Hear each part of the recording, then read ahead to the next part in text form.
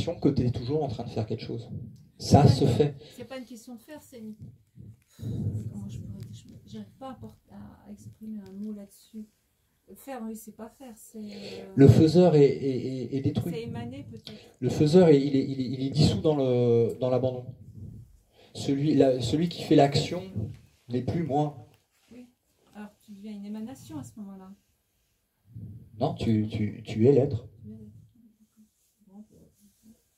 Mais la bulle mentale qui est autre chose, qui se donne des noms, qui se donne des histoires, des passés, des futurs, des projections, des attentes, des jugements, des ceci, cela, cette bulle-là, elle a, comme tu vois les bulles là, elle est faite de tout ça, et à un moment, c'est pouf. Ouais. Donc toi, tu n'es pas dans l'abandon. Du tout. Tu te sens dans l'abandon? Ben, je me sens assez vide, oui. Maintenant, comme je te disais tout à l'heure, ça m'arrive encore de faire des allers-retours. Donc tu sais que tu as le masque qui peut revenir, mais après, le problème n'est pas de tout le temps enlever le masque, parce qu'après, tu peux être en samadhi tout le temps, mais après, tu n'as plus d'interaction dans le monde matériel, physique. Tu te sens mal. Non, non, au contraire, tu te sens vraiment bien. mais c'est comme... mais c'est un show. Après, il y en a qui font ça, hein, ils sont très bien là-dedans. Mais après, tu peux le remettre pour des expériences de dualité, ou plus ou moins un peu, tu vois, pour interagir, on va dire. Ouais, pour vivre avec des gens autour, pour parler. Mais quand tu vas dans une planète où tout le monde est réalisé, personne qui parle. Voilà, t'as pas besoin de silence, du coup, ils n'ont pas besoin. Pas besoin de parler. T'as pas besoin de dire il faut que je fasse ci, il faut que je fasse ça. C'est instantané, c'est naturel, ça jaillit en fait de. Il n'y a pas de question. Et quand tu fais un truc, tu te dis pas je suis en train de faire le truc. Oui, c'est un peu comme l'intuition. Tu es en arrière-plan et tu vois en fait le truc se faire. Oui, mais comme l'intuition, des fois tu fais des trucs, tu t'en rends même pas compte, tu as fait ton truc et du coup c'est... Ça se rapproche de ça. Mais ça c'est toujours d'un point de vue relatif. Et il faut bien comprendre le relatif et l'absolu. C'est un passage qui se fait entre les deux. Donc c'est vrai que des fois dans les conversations on a du mal à suivre parce que d'un côté on parle, je peux parler sur l'absolu et de l'autre côté je reprends le relatif pour descendre à l'endroit exact où tu te trouves pour pouvoir t'emmener sur une marche en fait plus vers l'absolu. Ou des fois, et puis tu le fais aussi, tout le monde peut le faire. Et on tourne comme ça. Et c'est pas le problème d'avoir il y a une totale aussi acceptation du relatif, c'est-à-dire du petit personnage. Il est aimé, apprécié autant que n'importe quoi. Il n'y a pas de rejet du personnage. Mais il n'y a pas d'illusion sur le personnage, en étant enfermé dedans et en croyant être ça. Donc il y a un...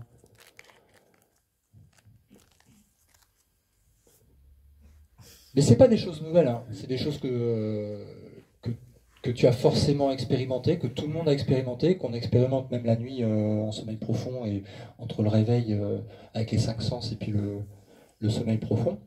Et là, il n'y a rien de nouveau dans tout ce que j'ai dit, hein. Et il n'y a aucune vérité dans les mots qui ont été prononcés, puisque la vérité, elle est entre les mots. Les mots sont là pour pointer vers cette vérité, vers ce vide, en fait, mais il est ineffable. Donc on ne peut pas parler de la vérité. On peut pointer vers. Ah, c'est ce que je vais essayer de dire.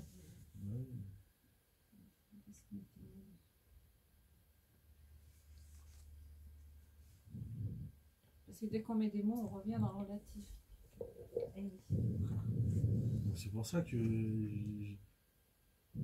ici on pourrait tous être là et fermer tous notre gueule. C'est ce qu'ils disent dans tous les maîtres, ils te disent que en fait la plus haute forme d'enseignement est le silence. Mais avant d'arriver à ces niveaux d'enseignement, surtout en Occident, il peut y avoir besoin d'aller à la pêche avec des mots. On peut même trouver la société très bruyante et tout. Ouais. Ouais. Tiens, le bruit, c'est intéressant aussi. Tu peux faire des exercices comme par exemple, dès le matin, tu te lèves, il est 8 heures, et tu es réveillé par le bruit de la tondeuse à gazon du voisin. Tu descends, tu mets une balle. T'as réglé ton problème. Ben, c'est pas sûr. Ah. Mais vous voyez le truc, tu es réveillé par le bruit de la tondeuse à gazon du voisin. Tu as une émotion une pensée déjà, et puis une émotion qui arrive. Mais tu peux l'accepter et du coup ça va mieux et la tondeuse elle va s'arrêter. J'ai pas dit ça. Mais par contre, ce qui est intéressant, c'est que tu prends maintenant, tu es père et tu as ton enfant de 12-13 ans qui va passer pour la première fois pour toi, pour te faire plaisir, la tondeuse à gazon dans ton jardin. Ouais. Du coup c'est le bon sentiment. Le sentiment a changé, le son est le même, les circonstances extérieures sont les mêmes, mais la pensée et le sentiment ont été créés différemment. Juste, Ça peut être aussi ça. juste par rapport à la situation qui est juste différente. La situation est la même, c'est un bruit de tondeuse à gazon. Oui, non, mais c'est son fils qui Mais passe la tondeuse. l'interprétation et les modèles qui sont créés par le mental et qui vont générer les émotions diffèrent. Et là, ça génère des sentiments différents. Et donc, en fait, tu peux te retrouver dans des endroits où il se passe énormément de grabuge et ne pas être affecté du tout par ce qui se passe. Ou alors, tu peux rentrer avec l'attention, comme ce petit bras qui est invisible et qui va choper, hop, alors ça c'est ça, ça c'est ci, ça c'est ça, je donne de l'importance à ça, et je crois ci, je crois ça, boum, boum, boum, boum, boum. Et boum, il y a un scénario qui s'est mis dans la tête, il y a l'émotion qui a surgi, et la colère qui monte.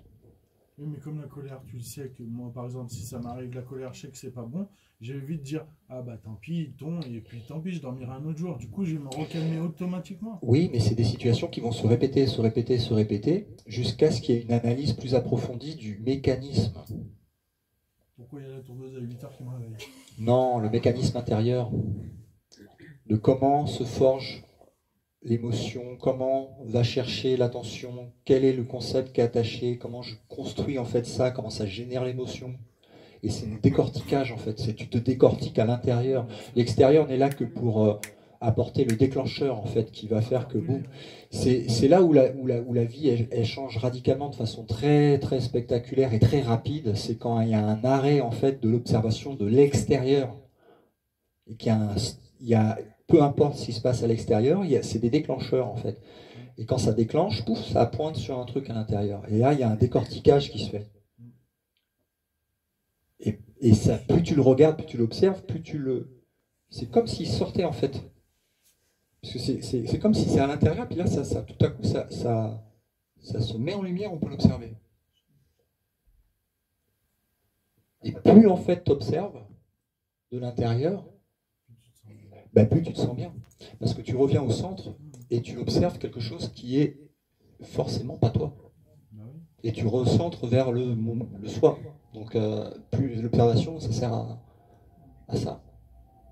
Tandis que si le mental il se perd dans alors l'histoire de machin, bidule, lui c'est machin, non, et puis toutes les histoires autour, t'en sors plus. Et puis la vie va ramener les mêmes expériences avec des personnages différents pour ramener toujours jusqu'à ce qu'il y ait un moment, il y a un regard qui se retourne. Alors c'est pas dire que c'est réglé, hein, ça veut dire que ça part dans le bon sens. Pourquoi je ressens ça en fait.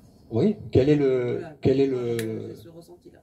Voilà. En fait. Ouais. Et de l'analyser en fait. Introspection, ouais. Et puis en plus en étant honnête, on voit que ça c'est pas la première fois, ça s'est déjà passé, ça revient. Donc quand on sort d'ici, on ne doit plus se poser jamais de questions. Moi c'est ça, moi je suis venu ici pour ça. J'arrête de me dire ouais machin bidule chouette et que je me dise. Il n'y a que toi qui peux. Il n'y a pas quelqu'un qui fera un truc miraculeux avec un coup de baguette magique. Je vois qu'il y a plein de gens qui pensent comme moi, donc du coup ça me rassure à fond. Du coup je Tout vais est me bon. casser la tête à dire. Du coup t'as bien fait d'être venu. Ah oui, ça c'est sûr. Il a bien fait lui de venir ici parce qu'il n'est pas d'ici. C'est lui qui est venu me chercher, c'est pas moi. Le principal c'est qu'on soit là. Comment gérer l'inacceptable? Quand quelque chose nous bloque? Pardon? Oui, je dis comment gérer l'inacceptable quand quelque chose nous bloque, qu'on est contre fondamentalement et qu'on ne peut pas changer grand-chose, qu'on n'a pas de solution. Repars dans l'espace, zoom arrière, dans les objets, la planète, le soleil, ça tourne. Zoom arrière, les bras de la galaxie, zoom arrière, d'autres galaxies, l'espace. Zoom arrière, zoom arrière, zoom arrière, l'infini. Rezoom avant, tu repars dans la matière. Tu prends le microscope, tu arrives, tu ouvres les yeux sous le personnage d'un tel. Et là, il y a une bulle qui est créée de mémoire, concept, jugement, objet, en train de regarder un autre objet. L'inacceptable, il est pour qui? C'est en trouvant qui trouve qu'il y a quelque chose d'inacceptable. Je dirais il est pour tous, je pense, parce que je pense aux enfants. Je pense aux enfants. Il y a laisse de côté l'extérieur, prends ton cas personnel, parce que si on parle de cas de quelqu'un d'autre, ça va pas être la même impact que si c'est ton regard direct sur toi. Disons que sur moi, j'ai pas... Les autres m'importent plus, on va dire. C'est un peu compliqué pour moi. Alors, qui est en fait, de quoi est constitué ce qui dit il y a des choses qui sont inacceptables?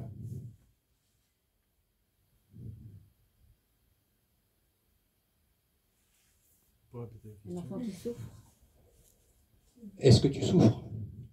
De le voir souffrir, oui. Il est où l'enfant qui souffre? Partout. Où est-ce que ça se manifeste, la souffrance? Disons que pour moi, on est là pour protéger les enfants. Non, je te pose des questions sur toi. Sur moi, Où ça se manifeste l'enfant qui souffre? dans tout mon être. Et l'être, ton être, il est constitué de quoi selon ton concept? C'est ça qu'il faut trouver. Je sais pas, je ne me suis jamais posé la question.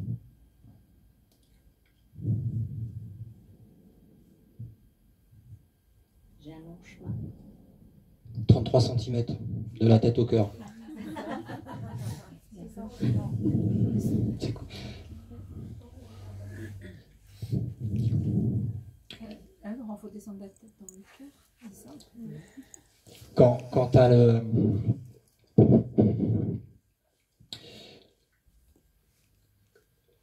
Essayer de trouver des réponses sur les choses extérieures, ça ne mènera jamais nulle part.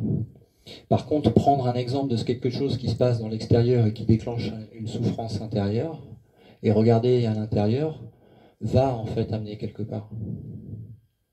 Quand tu dis « je souffre de voir tel déclencheur qui fait que je souffre », qui est celui qui souffre? De quoi est-elle constituée?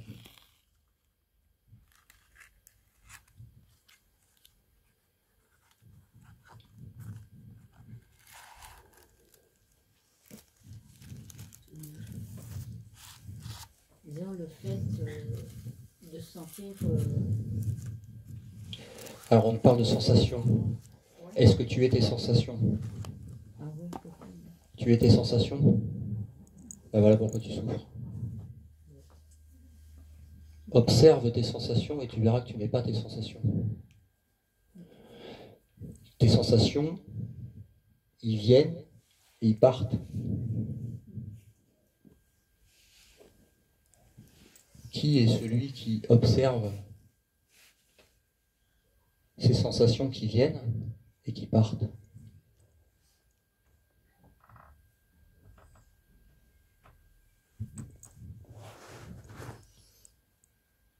Le ciel, il est vide. Dedans, il y a des nuages. Ils passent. On peut dire que c'est des sensations, par exemple. Pour imaginer. Il y a un nuage blanc, super sensation. Et il y a un nuage noir. Ouh.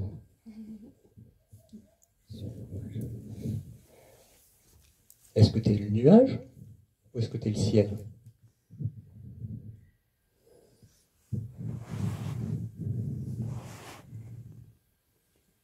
Est-ce que le ciel, il est mouillé quand il a plu?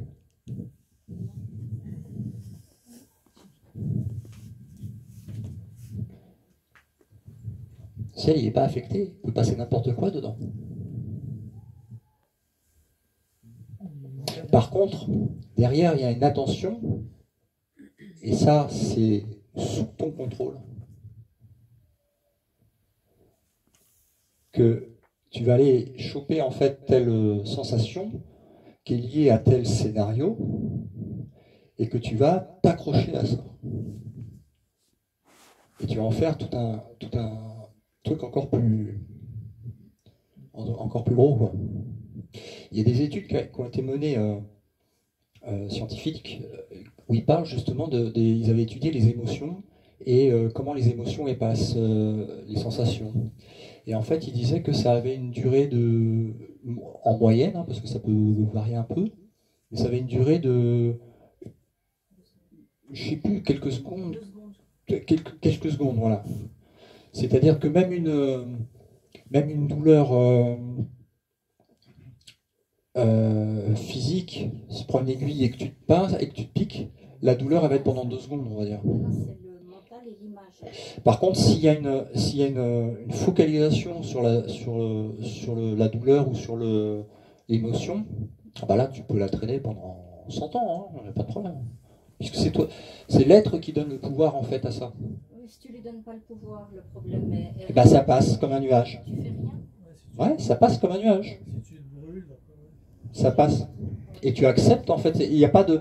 Le ciel, il se dit pas, oh, alors je vais prendre que les nuages blancs et alors les noirs, j'en veux pas. Il n'y a pas ça, ça n'existe pas. Tout est accepté. Ça ne veut pas dire qu'après, il y a une focalisation derrière de la conscience pour dire, bon, bah si ça c'est accepté, tiens, allez, pourquoi pas, je vais aller faire ça.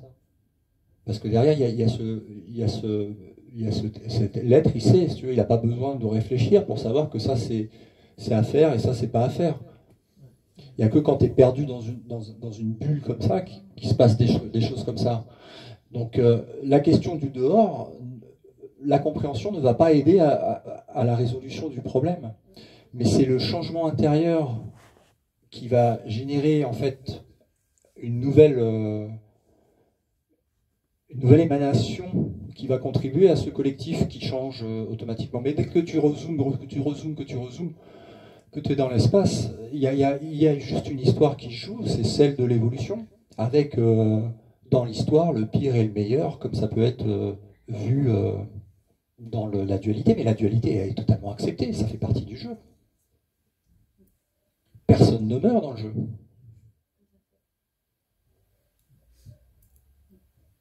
Alors après, il y a des expériences qui sont plus difficiles que d'autres, surtout quand tu es dans le moment en fait de l'expérience de la conscience dans un individu, etc. Je dis pas qu'il y a des mais ça apporte aussi, ça a son intérêt, ça apporte son expérience. Toute expérience est prise comme une expérience. Moi, je pense que quand on est sensitif, pour soi, on gère, donc on ne se pose pas de questions. Enfin, pour moi, je ne me pose pas de questions, je vis ce que j'ai à vivre quand j'ai à le vivre. Enfin, j'essaye. Mais par contre, oui, où c'est plus difficile, c'est quand je croise une situation autour de moi ou éloignée même, hein, dans le monde entier. Et ça touche des adultes, j'estime, qui sont responsables, ils peuvent changer les choses, ils peuvent beaucoup, tandis qu'un enfant qui subit, pour moi, c'est quelque chose d'intolérable, d'inacceptable, un animal même, hein, je parle d'un enfant parce que ça fait écho à enfant, quelque chose qui n'est pas naturel. Ça me bouffe, je ne peux pas dire autrement, ça me bouffe. Je pars en révolte intérieure, je peux pas... Bon, j'ai passé, moi, par des petits moments difficiles, ok, mais pas de ce que je parle aujourd'hui, quoi. Ouais. Je fais des découvertes, je fais des recherches parce que j'ai besoin aujourd'hui de faire ça. Tu connais l'histoire du paysan chinois et de son cheval blanc? Là, comme ça, premier plan. Non. C'est un paysan chinois, il a un super cheval blanc. Et tout le monde l'envie au village, il a le plus beau cheval. Donc, et les gens ils viennent le voir et lui disent écoute, ton cheval, c'est une bénédiction, tu devrais le vendre et prendre l'argent et faire le vendre. Et le paysan, il répond bien ou mal, qui peut le dire. Et il le garde. Et puis, son cheval, il s'échappe de l'écurie. Et là, t'as les autres qui viennent et qui lui disent ah, tu as vu, t'aurais dû le vendre. T'as eu tort de ne pas le vendre. Et bien ou mal, qui peut le dire. Puis quelques jours après, il revient, le cheval, avec d'autres chevaux sauvages qui se sont accompagnés. Donc du coup, il se retrouve avec 10 chevaux. Et alors, t'as les autres, ils viennent, ils disent bah, mais quelle bénédiction ce cheval, mais alors, t'as bien fait de ne pas le vendre. Et t'as le paysan qui fait bien ou mal, qui peut le dire. Et puis, t'as les soldats chinois qui viennent et qui font le recensement parce que c'est la guerre et il faut que tous les enfants en âge de... Ah non, je me dis une partie. Avant, t'as l'enfant du chinois qui donc, du coup, se met à faire de l'équitation avec ce cheval blanc. Et il tombe et il se fracture le bassin et il est handicapé. Alors là, du coup, les mêmes, ils reviennent et ils disent bah, tu vois, finalement, au final, t'aurais bien fait de le vendre. Et il dit bah, bien ou mal, qui peut le dire? Et après, t'as les militaires chinois qui viennent pour récupérer tous les enfants en âge d'aller à la guerre. Et bah, lui, il est épargné parce que il est handicapé. Et puis t'as les autres qui font bah, finalement, t'as de la chance, quoi. Nous, nos enfants, ils sont partis à la guerre. Et il dit mais bien ou mal, qui peut le dire? C'est une belle histoire. Et tu peux continuer comme ça pendant... Mais je dis, pour soi, c'est vrai qu'on prend la direction qu'on prend et on récolte ce qu'on sème. En gros, on prend nos dispositions. Moi, quelque chose qui m'est intolérable, je change. Je garde pas. Je peux pas garder. Mais où je n'arrive pas à gérer, c'est pour les autres. Et c'est quelque chose qui me poursuit dans le sommeil, c'est quelque chose qui m'habite et j'arrive pas à trouver de solution. C'est un petit peu aussi pour ça que je suis venue voir, pour apprendre, pour comprendre peut-être. C'est vrai que changer le monde, vous en parliez tout à l'heure, on peut pas. On peut pas. On peut chacun mettre sa petite goutte, faire chacun. C'est épuisant. Il arrive à un moment donné où, à force des années, moi ça me bouffe.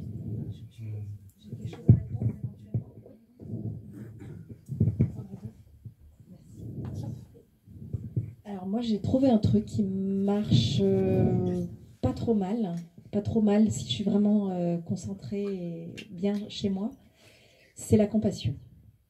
C'est-à-dire que quand je vois quelqu'un souffrir, que ce soit un animal ou un enfant, ou une personne âgée, enfin tous des êtres faibles, plutôt que de me morfondre, et parce que je peux rien faire, j'envoie de l'amour, j'envoie de la compassion. Alors je fais ça depuis déjà longtemps. Je pense que c'est instinctif. Parce que peut-être que c'est la question que je voulais poser à Laurent, c'est est-ce que ça marche, entre guillemets, parce que c'est notre essence? Je ne sais pas, hein, c'est une vraie question. Je sais pas. Est-ce que je peux répondre aussi? Vas-y. Vas-y. Non, bon, par rapport quand elle dit les enfants qui souffrent, oui. etc., les personnes âgées qui souffrent, moi c'était dans ma tête aussi, ce genre d'interrogation, mais par la suite, avec différentes lectures, différentes expériences, etc., je me suis rendu compte que c'était, je l'avais dit la dernière fois, que c'est moi qui crée mon monde. Dans l'amour inconditionnel, la souffrance est acceptée. Il y a Ho'oponopono aussi, si on veut. Ah oui, ça peut Je suis désolé, pardonne-moi, s'il te plaît, merci, je t'aime. Et ça, tu peux même te le faire à toi. Parce que tu te dis ça à toi, en fait. Ouais, ça marche. Je suis désolé, pardonne-moi, s'il te plaît, merci, je t'aime. Et ça règle beaucoup de problèmes. Comment tu veux faire l'union en rejetant la souffrance? Mais si je crée mon monde, je crée la souffrance aussi. Je crée le bien, je crée le mal. Ça, c'est, pour l'instant, là, des concepts. C'est vraiment comment à l'intérieur de toi, tu peux te sentir complet en disant, alors ça je prends, ça je rejette. Non, faut tout accepter. Non, je ne prends pas, je ne rejette pas, puisque je crée. C'est moi qui crée ce que je prends, ce que je jette, ce que je... Voilà. L'être en moi,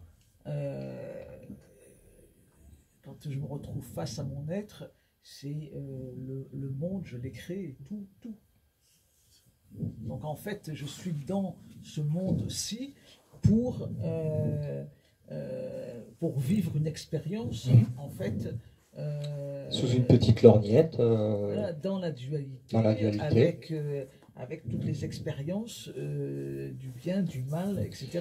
Mais c'est une cocotte minute ici. Cette cocotte minute et cette pression et cette souffrance, elle est là pour réveiller en fait. Oui, bien sûr. Si on était dans une planète où on va dire il y aurait toujours cette identification à l'ego, on va dire, mais où tout se passerait bien, on va dire, où il y aurait des bons dirigeants, on va dire. Ben, il faudrait beaucoup de temps de réincarnation pour pouvoir aller à l'intérieur de soi et découvrir ce qu'on est, parce que tout se passe bien, il n'y a aucune raison, je suis là, je suis bien. Mais là, on est sous pression. Ici. Dans cette expérience, on est sous pression et ça génère en fait une accélération. C'est ça pour cette planète, ça va être autre chose pour une autre. Tout est accepté. Et pour répondre à ta question sur comment tu fais par rapport à des choses qui se passent, qui paraissent inacceptables, Jésus a déjà répondu. Je l'ai rencontré il y a pas longtemps. Et on m'a toujours parlé de Dieu, de Jésus, avec les religions.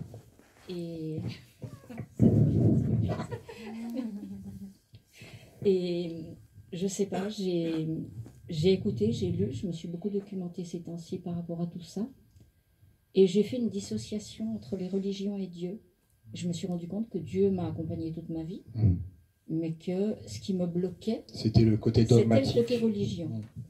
Parce que comme j'ai dit, mes enfants sont catholiques, je suis protestante, enfin c'est peu importe. Déjà on fait des trucs. C'est comme ça, selon la région où on vit, c'est comme ça.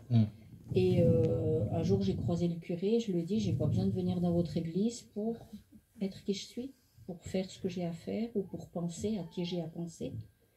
Et c'était quelqu'un de très ouvert, qui a très bien compris, mais je suis peut-être née à une époque où on nous disait que Dieu voyait tout, même la nuit, et que, comme les enfants n'avaient peut-être pas grand-chose à dire à l'époque, il y avait beaucoup d'injustices, beaucoup de mensonges, on nous imposait assez strictement une éducation qui fait qu'on a peut-être vécu tout ça dans l'injustice, on disait la vérité, mais on ne croyait pas, quoi. En définitive, c'est un petit peu ça.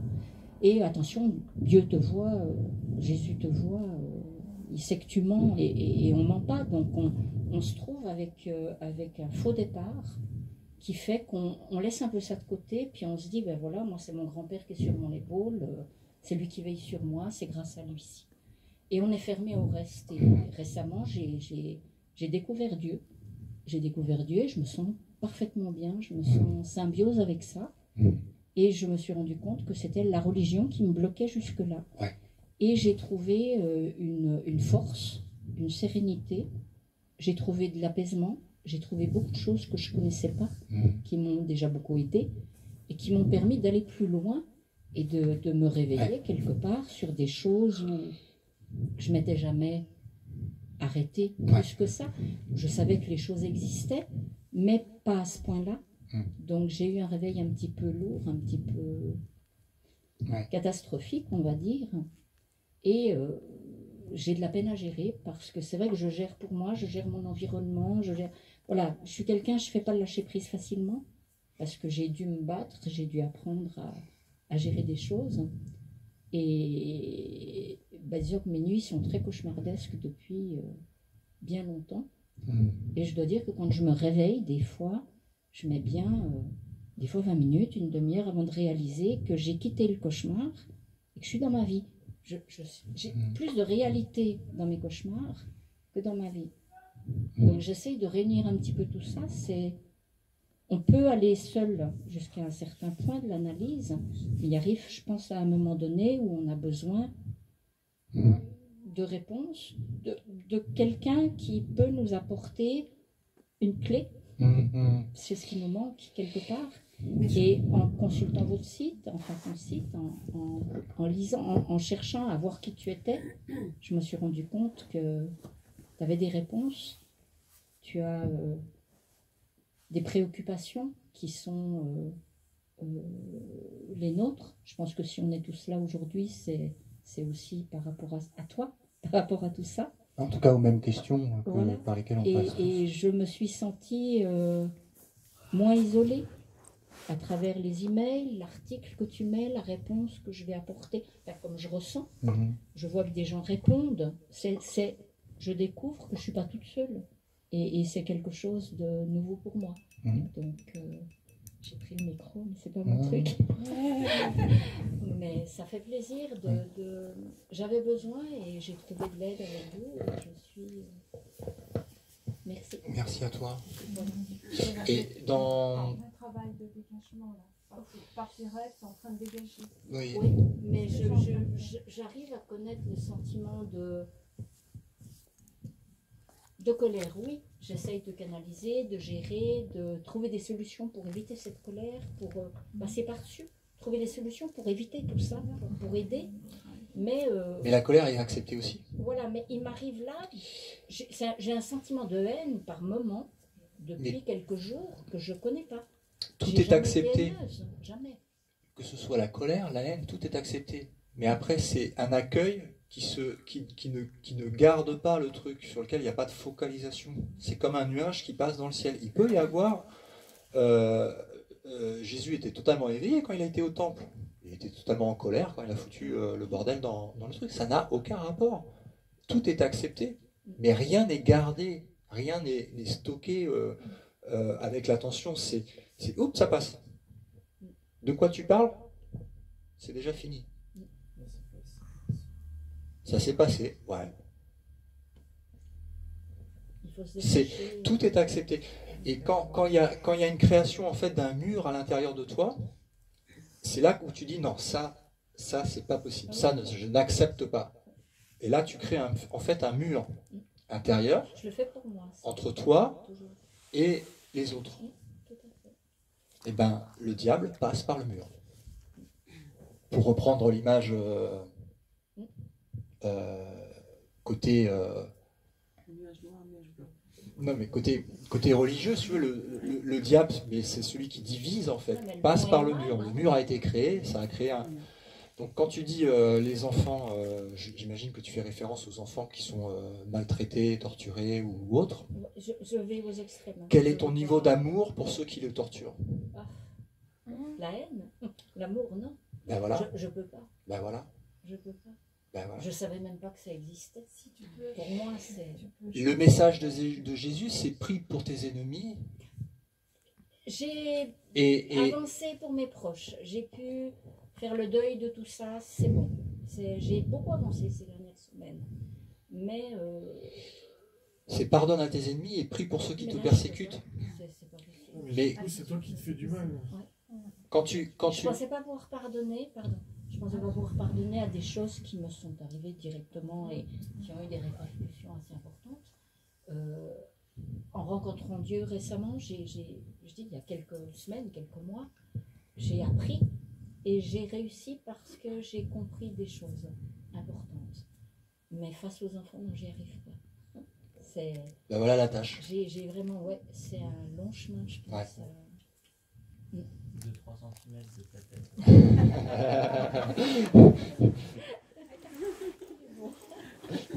Ouais.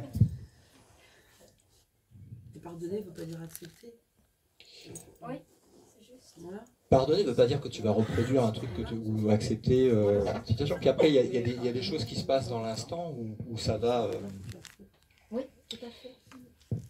Mais c'est spontané en fait. Tu n'es pas en train de dire alors mon schéma c'est ça et moi je suis contre ça.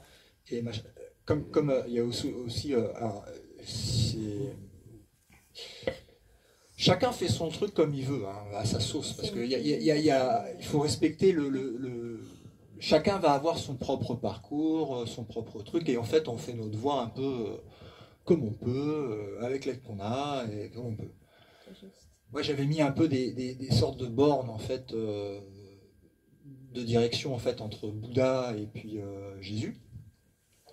Et puis au milieu, il y a le chamanisme, il y a plein de trucs qui sont présentés. Ça fait un truc un peu personnel, particulier. Mais sachez, c'est pour ça que j'adore regarder les expériences de chacun, parce qu'à chaque fois, c'est des histoires différentes, mais qui pointent vers la même chose. C'est génial.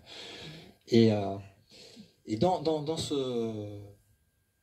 ce parcours, moi, les paroles de Jésus, je les ai regardées d'un autre œil, parce que, pareil, j'ai été éduqué, en fait, catholique, mais derrière, vu ce qui se passe dans le monde, j'ai rejeté le bébé avec l'eau du bain, tout dans le même truc. Donc après, il y a un écart énorme qui s'est fait dans la matière, avec toutes les expériences de matière et de matérialisme, d'ego, tout ça. Et après, il y a cette une sorte de cerveau